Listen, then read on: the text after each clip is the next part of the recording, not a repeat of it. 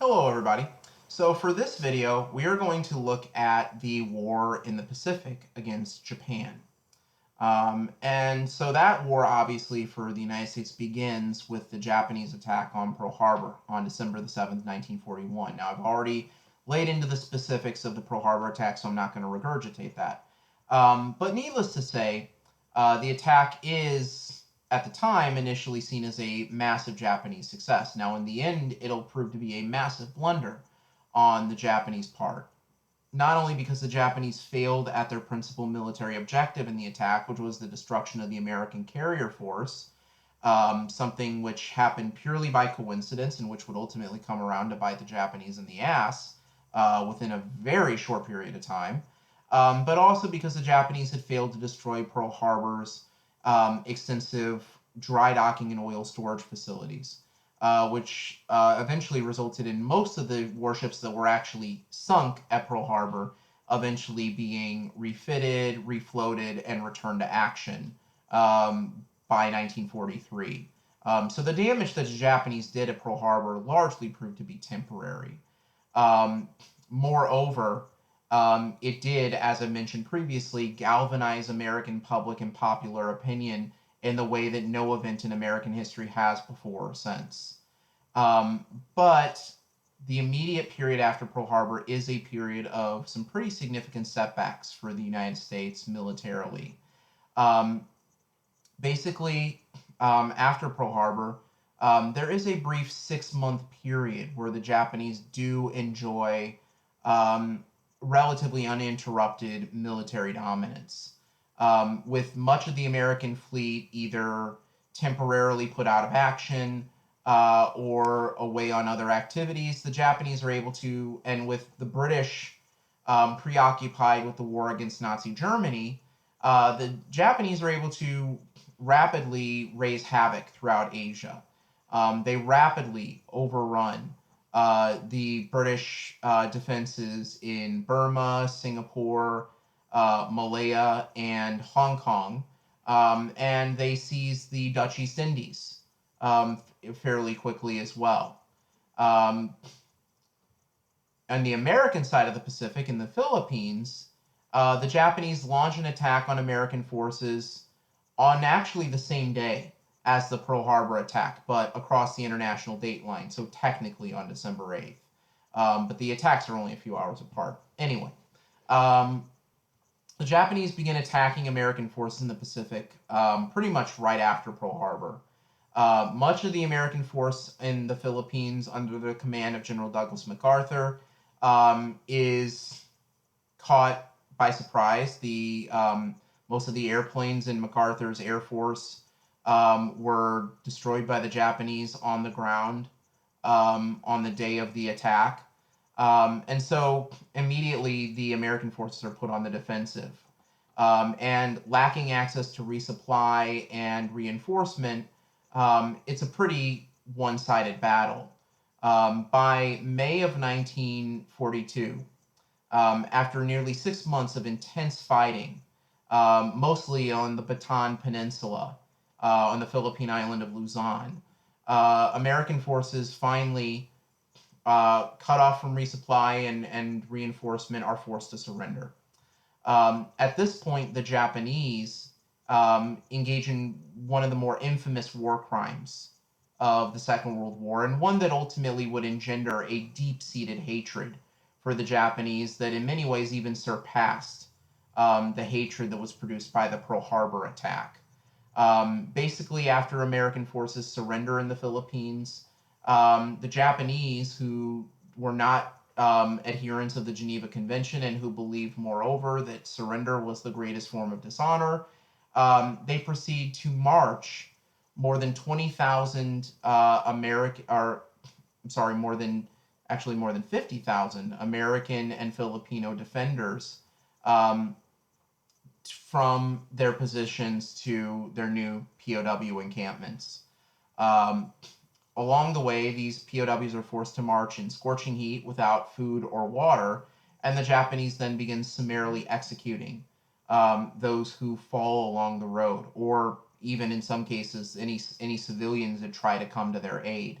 The exact figures of what comes to be known as the Bataan Death March are not fully established, but it's estimated that the Japanese killed somewhere in the vicinity of between 5 and 18,000 American and Filipino POWs and civilians during the Bataan Death March. And so this particular incident, like I said, would very strongly color the way American forces dealt with the Japanese whenever they encountered them during the war, and would contribute to the savagery of the war in the Pacific, a savagery which was generally unequaled anywhere else in World War II other than the Eastern Front between Nazi Germany and the Soviet Union. So, following the defeat in the Philippines, the surrender of the American garrison, and the Bataan Death March, the Japanese seem invincible, and they next seem poised to threaten Australia, which by this point had become a major base of operations for the United States and its allies in the Western Pacific. In an effort to prevent this from happening, an American fleet is marshaled and encounters the Japanese at the Battle of the Coral Sea, which is the first battle ever fought where the opposing forces were beyond visual range of one another. It was a carrier battle between two opposing carrier fleets. Technically, it's a draw. Tactically, it's a draw, with the Japanese losing one aircraft carrier and the United States losing one aircraft carrier. But it does ultimately cause the Japanese to postpone any immediate plans for the invasion of Australia. Following the Battle of the Coral Sea, the Japanese next turned their attention to an operation aimed at seizing control of Midway Island, which is a small island in the Central Pacific, as its name suggests, midway between the west coast of the United States and China, and which basically guarded the approaches to the Hawaiian Islands. So seizing it was seen as, kind of a prelude to potentially attacking the Hawaiian Islands and seizing those from the United States. So obviously very important. Ultimately, the new commander of the U.S. Central Pacific Fleet, Admiral Chester Nimitz, is given some pretty important intel by his intelligence analysts who had broken the Japanese naval code, and they inform him of this Japanese attack, planned Japanese attack on Midway. Nimitz then springs a trap with this information, and over the course of 2 days, in the first week of June 1942, at the Battle of Midway, an American carrier fleet sinks 4 Japanese aircraft carriers for the loss of one of their own. All 4 of the Japanese carriers sunk at the Battle of Midway had earlier participated in the attack on Pearl Harbor. This American victory at Midway permanently alters the balance of power in the Pacific and effectively marks the turning point in the war against Japan. So, although the war against Japan ultimately would drag on for for nearly 5 months longer than the war against Nazi Germany, over 4 months longer than the war against Nazi Germany, it actually turned against the Japanese much quicker than the war against Nazi Germany did. With this American victory, really a matter of 6 months with this American victory at Midway. So following the American victory at Midway, the U.S. is essentially, and its allies essentially assume the offensive. Now, this is one of the areas where the Pacific is a little bit notably different than the war in Europe. Unlike the war in Europe, where the United States fights as part of a grand alliance with the British, Canadian, and Soviet forces, the war in the Pacific is largely an American affair. The British, after their defeats in 1942, really don't make much of an appearance in the Pacific until very near the end of the war, other than some campaigns out of British India in Burma. And it really is, for all intents and purposes, an American show.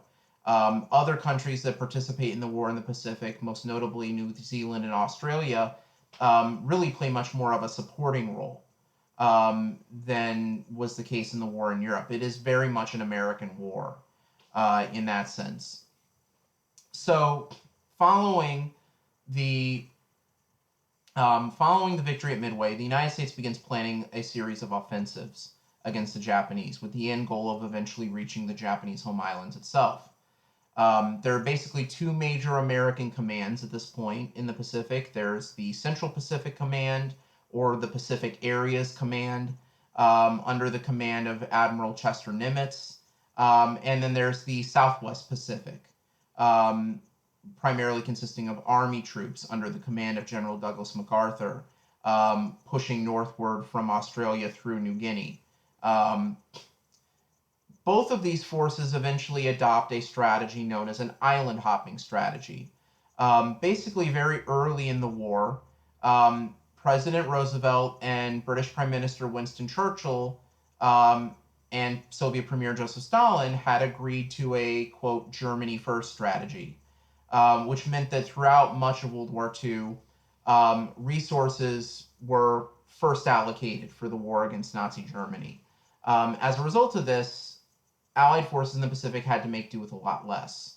And so part of the result of this was that Nimitz and MacArthur devised a strategy of island hopping. The Japanese controlled thousands of islands throughout the Pacific at this point. And taking each and every one of them was going to be just way too time consuming and costly of an endeavor. And so instead, what they devised is a strategy of island hopping, where you would basically seize control of a strategically important island, from which you could build an airfield to launch land based bombers against the Japanese. You would then bomb and isolate other surrounding islands with Japanese garrisons, and then you would leapfrog progressively to the next island chain, and then the next island chain, and then the next island chain until eventually you reach Japan. And that's essentially the strategy that the United States adopts in the late summer of 1942, starting with the American invasion of the island of Guadalcanal. Now, the invasion of Guadalcanal really kind of sets the tone for the Pacific, for the battles that will be fought in the Pacific War. At Guadalcanal, a 6-month-long campaign that started in August of 1942 and which ended in February of 1943. The American forces on Guadalcanal, initially primarily Marines, but also eventually Army units, they faced off against entrenched Japanese opposition, as well as tropical diseases, sweltering heat, monsoons, and all of the unpleasantries that those things produce. It's at Guadalcanal where Americans really first begin experiencing firsthand the ferocity of the Japanese and how they fight. And this really plays a big role in one of the defining figures of the Pacific War, is this sheer savagery of it and the brutality of it.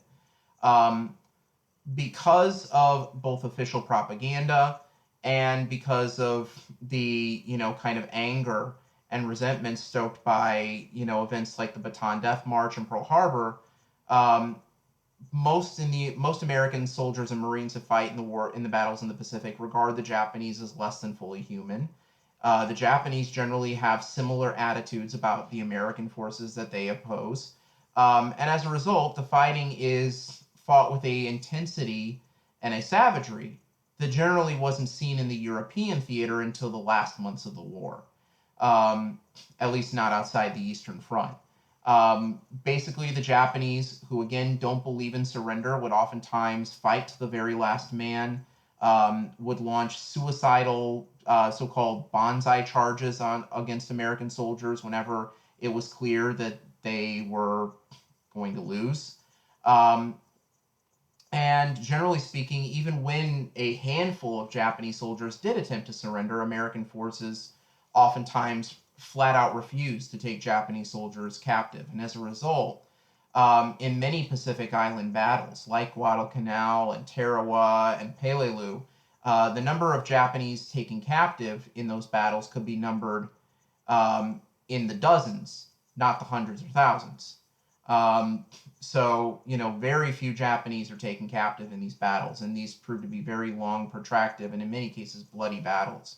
Now, by 1944, by around mid-1944, right around really just a few months after D-Day. American forces in the Pacific had advanced far enough that MacArthur's forces were posed to retake the Philippines. Now, at this point, the war is going very badly for the Japanese. They've lost most of their carriers, and along with it, they've lost the cream of their experienced air crewmen, the men who had flown the attack on Pearl Harbor. And so, as American forces, with massive numerical and qualitative advantages against the Japanese because of American industrial output, as American forces land in the Philippines, the Japanese really basically try to do a naval version of what the Nazis tried to do in the Battle of the Bulge. They gather up what resources they have left, they gather up every available warship at their disposal, and they decide to throw them at this American invasion force. The result is the Battle of the Leyte Gulf, which is sometimes considered by some historians to be the largest naval battle ever fought, with more than 200,000 men participating and fought over an area of more than 2,000 miles of ocean in the Pacific.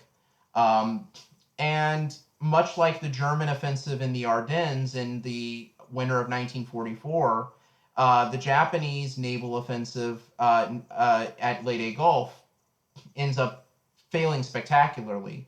At the Battle of Leyte Gulf, pretty much all that remains of the Imperial Japanese Navy is sent to the bottom of the Pacific. And what little they do have left is essentially holed up in home ports because of lack of access to fuel for the duration of the war. So basically, by this point, the Japanese have, for all intents and purposes, lost the war. They no longer have a navy. Their Air Force and naval air forces are no longer able to effectively challenge American dominance in the skies, and American forces are rapidly advancing towards the Japanese homeland. And so it's during this period when the war really is turning quite decisively against the Japanese, that rather than acknowledging reality and seeking a surrender or negotiated peace, the Japanese decide to become more desperate. At Leyte Gulf, the Japanese use a new weapon for the first time. A weapon that the Japanese referred to as kamikaze, which is a Japanese word meaning divine wind. Basically, starting at Leyte Gulf, and increasing in frequency in the months thereafter, the Japanese would form what were known as special attack squadrons, where they would take young, oftentimes, kids as young as 17 or 18, who volunteered to serve in these units. And I do want to emphasize that by volunteering, I mean that they really weren't given much of a choice. They would take these young men, provide them with a bare rudiment of flight instruction, basically teach them how to take off a plane. Notably, they not ever teach any of them how to land a plane. And they would then, once this bare rudiment of training had been completed, they would strap them into the cockpit of an old, worn-out fighter. They would strap a 500-pound bomb underneath the fuselage, and then they would send them out with just enough fuel to reach the American fleet, at which point these pilots were then to dive their aircraft into American warships, basically suicide bombers. And so the Japanese began employing kamikazes by the thousands following Leyte Gulf. Now, most of these kamikazes are eventually shot down by American combat air patrols or by anti-aircraft fire. But enough kamikazes do manage to make it through the anti-aircraft and fighter screens that the Japanese kamikazes end up sinking more than 24 American warships, and killing more than 5,000 American and Allied sailors in the last year or so of the war, particularly in the first few months of 1945, when they were used most heavily at the battles of Iwo Jima and Okinawa. And the use of kamikazes really testified to both the desperation and the fanaticism of the Japanese high command, and in the minds of many American military and political leaders at this point, showed that the Japanese, no matter how bad the military situation got, were not likely to surrender under anything other than extreme circumstances.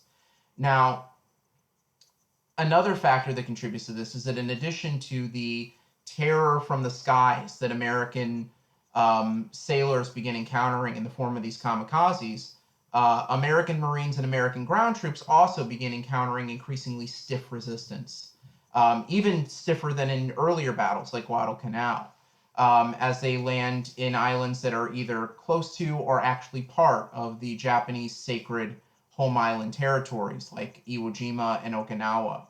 At Iwo Jima and Okinawa, American forces find themselves fighting against Japanese defenders who had transformed their rocky, hilly areas into massive labyrinths of defensive caves and fortifications. And in these final Pacific battles at Iwo Jima and Okinawa, these Japanese defenders fighting from these caves where they could quickly sneak in and sneak out to attack American forces. The Japanese defenders in these battles literally had to be burnt out of their places with flamethrowers and flame-throwing tanks and grenades. So it's both horrific and incredibly costly. American casualties in these battles are some of the highest of any campaign in World War II, and especially of the Pacific. In Iwo Jima, for example, that was a battle where American forces were supposed to secure the island within 72 hours. It ended up taking them a full 25 days before the island was declared secure.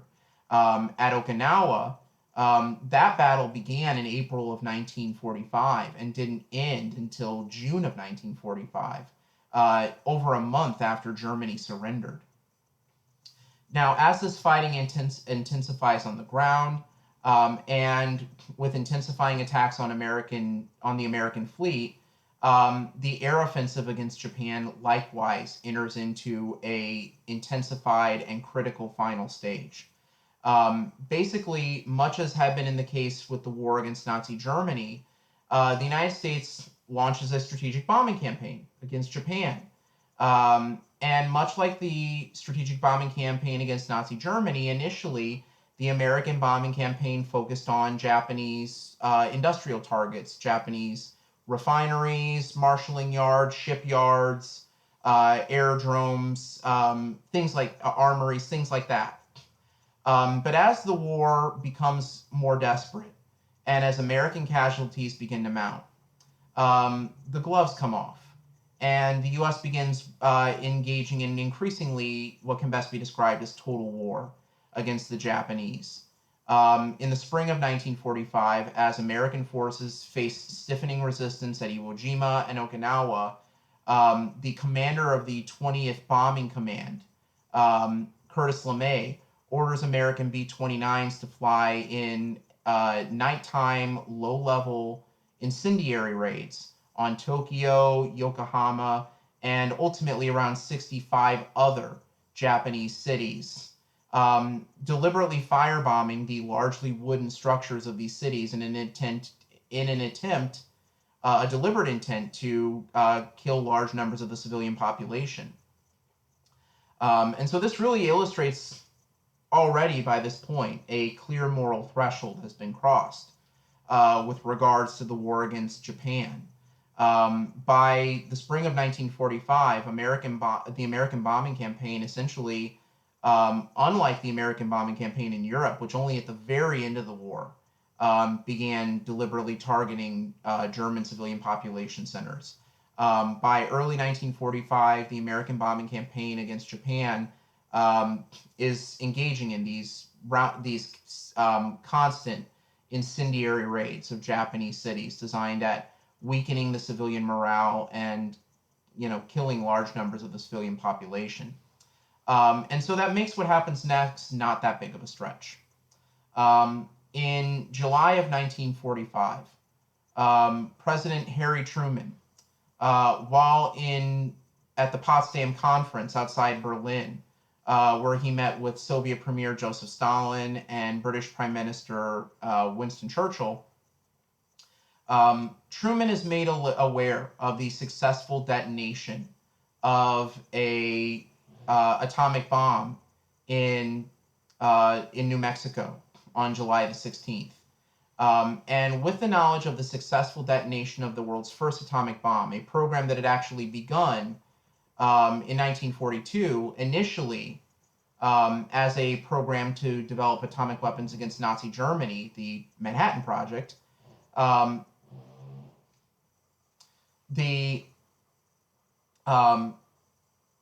Truman basically gives the go-ahead to use atomic weapons against the Japanese. Before he does so, though, he delivers an ultimatum known as the Potsdam Ultimatum.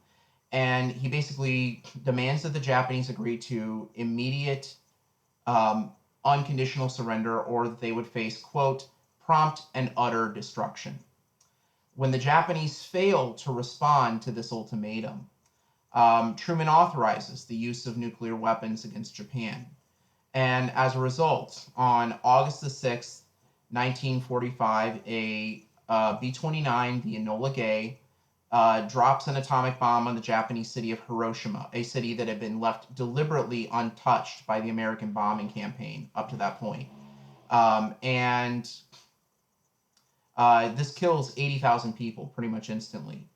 When the Japanese fail to respond to the atomic bombing of Hiroshima, 3 days later, Truman orders another atomic bomb be dropped on the Japanese city of Nagasaki, killing around 40,000 people.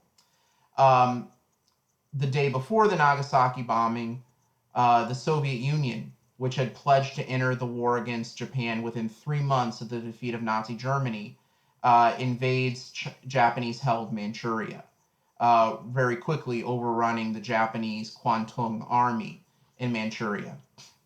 And so as a result of these twin shocks, the atomic bombings of Hiroshima and Nagasaki, and the Soviet invasion of Manchuria, the Japanese finally acknowledged the inevitable and objective reality. And on August the 14th, 1945, Emperor Hirohito goes on the Japanese radio and announces to the Japanese people that we must bear the unbearable and endure the unendurable, announcing Japan's surrender to the United States and to the Allies. The Japanese formally surrender around 2 weeks later on September the 2nd, 1945, on the decks of the USS Missouri, thus bringing an end to the Second World War, which had claimed the lives of more than 50 million people worldwide. Now, Truman's decision to use atomic weapons against the Japanese was and is arguably one of the most controversial decisions ever undertaken by any American president. And there's several different competing schools of thoughts about whether or not it was justified. Truman justified the use of atomic weapons against the Japanese by claiming that based on the resistance that American forces had encountered in Okinawa and Iwo Jima, that preliminary estimates of American casualties put the American casualty figure somewhere in the vicinity of between 250,000 and 1 million casualties for the United States and the Allies in the event of an actual invasion of the Japanese home islands. And so Truman claimed, and would continue to claim until his death, that his reason for dropping the atomic bombs was to save American lives. However, it is worth noting that at the time that Truman announced the dropping of the atomic bomb, that the relationship between the U.S. and the Soviet Union was rapidly deteriorating, and would very shortly thereafter become a Cold War that would last all the way up until the 1990s. And so there are some who contend that Truman's true motivation was less to save American lives and bring an abrupt end to the war, and more to send a message to the Soviet Union, but also to limit any future potential role that the Soviets might have in a post-war Japan. Finally, there are those who argue that the attacks on Hiroshima and Nagasaki not only were immoral, um, but also militarily unnecessary, given the state of the Japanese military and economy at the time period. In 1946, the U.S. Strategic Bombing Survey actually concluded that Japan likely would have surrendered by Thanksgiving 1945 or Christmas 1945 at the latest, even without an American invasion, and even without um, the intervention of the Soviet Union into the war. So the question of whether Truman's decision to drop the atomic bomb was morally justified or at least morally in keeping with already existing American policy, it's worth noting that more Japanese civilians were killed in the firebombing of Tokyo than died in the atomic bombing of Hiroshima and Nagasaki. Um, that remains one of the great historical questions and one of the most contentiously debated moral questions in American history. And that pretty much concludes this video. So see you guys next video.